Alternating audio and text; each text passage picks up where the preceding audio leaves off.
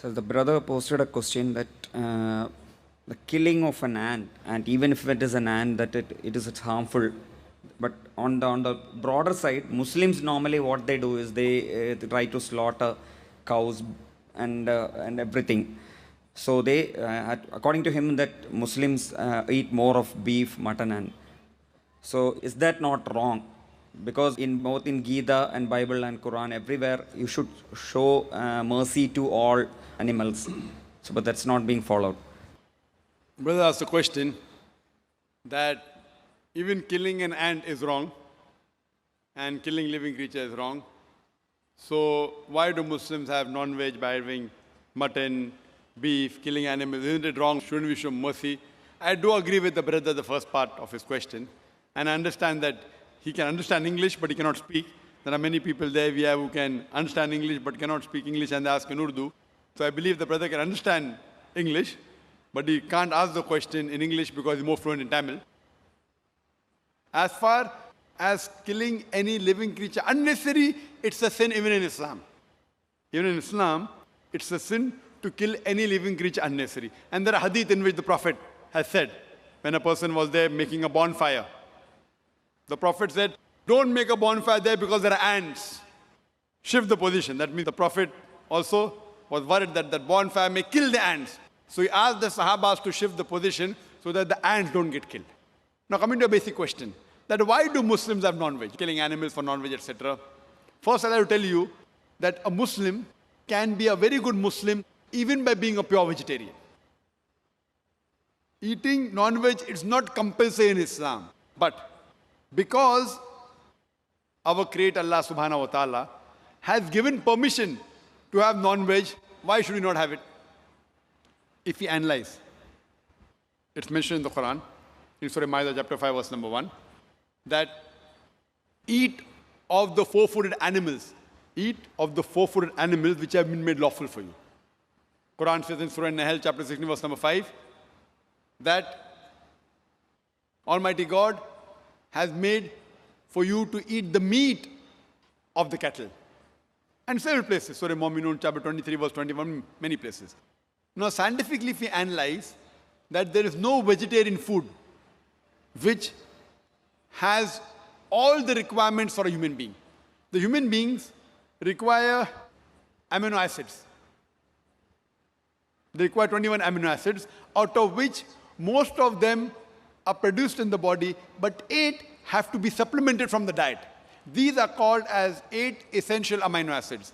There is no vegetable which I know of which contains all the 8 amino acids. So there's no vegetable which is a complete food. So you have to take this which is present in the non-veg. Furthermore, if you analyze non-veg food, it's nutritious, rich in vitamin K. And furthermore, if you analyze, if you see the teeth of the herbivorous animals, the cow, the goat, the sheep, they have flat set of teeth. They only eat vegetables, they only touch grass. They don't eat flesh food. If you analyze the set of teeth of the carnivorous animals, tiger, lion, leopard, cheetah, they have a pointed set of teeth. They have a canine set of teeth. These animals are known as carnivorous animals. They only eat flesh. They don't eat vegetables. If you analyze the set of teeth of the human beings, if you go in the mirror and see, we human beings, we have got flat teeth as well as pointed teeth. If Almighty God wanted us to have only vegetables, why did He give us this pointed teeth, canine set of teeth? Why? Because Almighty God wanted us to have both vegetables as well as non-veg, flesh food. If He wanted us to have only vegetables, why did He give us the pointed teeth? Furthermore, if you analyze the digestive system of the human beings, it can digest both veg as well as non-veg. The digestive system of the herbivorous animals, the cow, the goat, the sheep, it can only digest vegetables, it cannot digest flesh food. The digestive system of the carnivorous animals, lion, tiger, leopard, it can only digest flesh food, it cannot digest vegetables.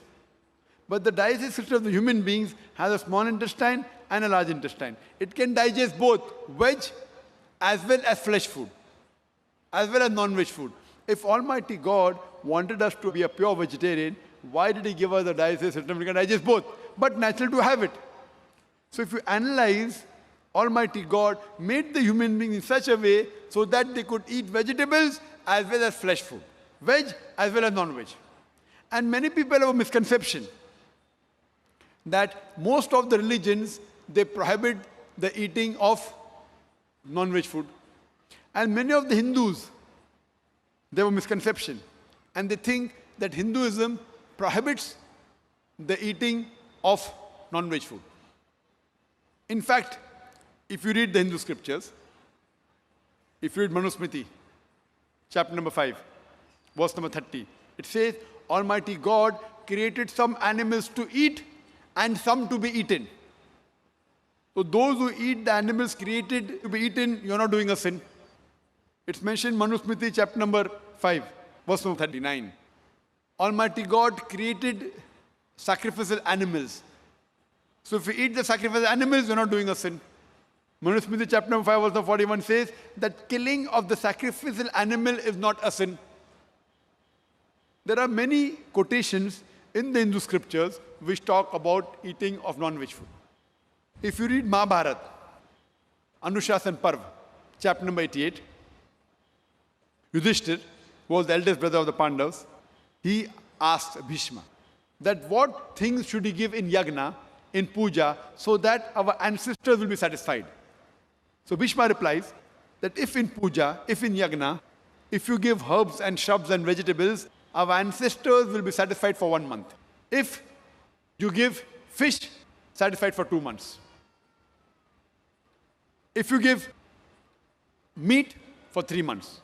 If you give hair, for 4 months. If you give goat, for 5 months. If you give bacon, for 6 months. If you give deer, for 6 months. If you give birds, for 7 months. And the menu keeps on continuing. And it says that if you give buffalo in yagna, 11 months. If you slaughter a cow, our ancestors will be satisfied for 1 full year. And if you give a rhinoceros, then our ancestors are satisfied inexhaustibly. There's a full menu given in Mahabharata. So if you read the Vedas and the Hindu scriptures, the sages and sons, they had non-veg, they even had beef. But the reason you find many Hindus, they say that eating non-veg is prohibited because they are being influenced by the non-violence philosophy. Even the Jains. And what these people who believe in non-violence say, that killing of living thing is prohibited. Therefore, killing an animal is a sin. So I agree with them that if killing any living creature unnecessary is a sin. But if you say killing living creature is sin per se, then I tell them that even the plants you have, they have got life. Previously, we did not know that plants have got life. Therefore, they used to think that killing plant is fine. Today, we know that even plants have got life. So the logic has changed. Yes, Zakir, we agree plants have got life, but plant can't feel pain. Therefore, killing a plant, having vegetable, is lesser sin as compared to having non-veg, that flesh food.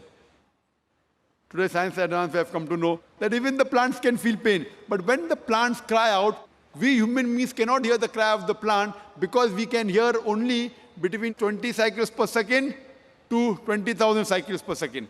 Anything below and above this we can't hear. So even the plants cry, but we cannot hear the cry of the plant. The plants feel pain. Today science tells us, to the logic exchange, they say, yes, Brother Zakir, we understand that plants have got life, they can feel pain. But the plants have got 2 or 3 senses, the animal have got 5 senses.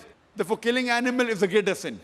If I agree with them for sake of argument, that plants have got 2, 3 senses, animal has got 5 senses, and that's the reason killing animal is a greater sin. So I asked them a question. There was a person who had a brother who was born deaf and dumb. Could not hear, could not speak. And someone goes and kills him. Suppose you have a brother who was born deaf and dumb. Cannot hear, cannot speak. And if someone kills him, will you go and tell the judge, me Lord, give the murderer less punishment because my brother had 2 senses less? He could not hear, he could not speak. Will you say that?